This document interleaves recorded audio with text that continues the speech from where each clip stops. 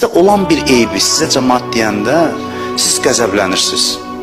Və sizdə olmayan bir yaxşılığı deyib sizi tərifləyəndə sevinirsiniz. Qəribə bir şeydir adam doğrudan.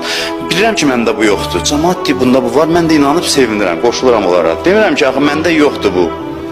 Məndə bu fəzilət yoxdur. Hələ olsa belə gərək sevinməyim. Olsa belə gərək sevinməyim. Təriflənəndə sevinmək zəif adamın əlamətidir. Bilirsiniz niyə? Sevinəndə adam dayanır.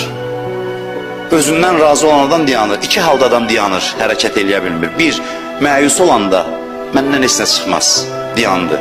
Bir də ki, mən artıq çatmışam. İki halda da dayanır. Ona görə bizə deyirlər ki, nə məğrur olun, nə məyus. Nə məğrur olun, nə məyus. Bir dənə bu xüsusiyyət kifayət ki, adam cəhənnəmə getsin, inanırsınız? Bax, Quran ayəsini deyim sizə.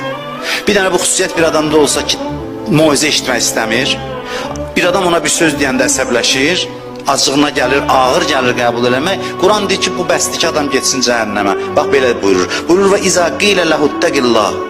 Deyəndə ki, Allahdan çəkin. Buna deyəndə ki, təqvalı ol, mənəviyyatda ol.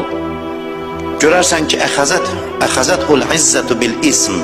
Fəhəsbuhu cəhənnəm və ləbiqsəl mihad. Deyir, buna deyəndə ki, təqvalı ol, buna toxunur.